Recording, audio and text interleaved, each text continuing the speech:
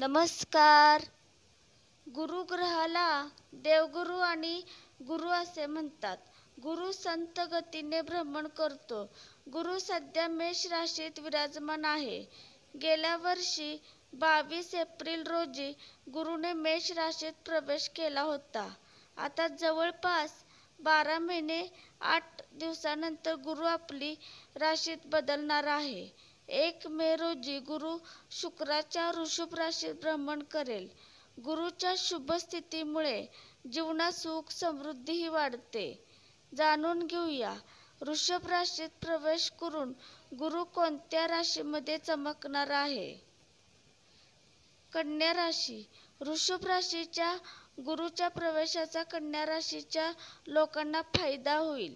तुमची रखडलेली कामे पुन्हा मार्गी लागतील. करिअरमध्ये पनौतीची मिळवण्यासाठी तुम्हाला अनेक महत्त्वाची कामेही मिळू शकतात, जी तुम्हाला चांगल्या प्रकारे करावे लागतील. घरात समृद्धी येईल. कामाच्या परदेशात प्रवास संभवतो. मुलांच्या बाजूनेही चांगली बातमी मिळेल. पैसे येण्याचे नवे मार्ग खुले होण्यास उत्तम काळ असेल. सिंह राशी. सिंह राशीच्या लोकांसाठी गुरुचे वृषभ राशीतील संक्रमण खूप फायदेशीर ठरू शकते. व्यावसायिक क्षेत्रात परकीय व्यवहार होऊ शकतात. जीवनसाथी सोबत सुरू असलेल्या अडचणी हळूहळू संपुष्टात येतील. गुरुच्या शुभ प्रभावाने तुमच्या आर्थिक स्थितीत सुधारेल. कुटुंबात आनंदाचे वातावरण राहील. कुटुंबात येणाऱ्या पैशाचे स्रोत वाढण्यास सुरुवात होईल. वृषभ राशी.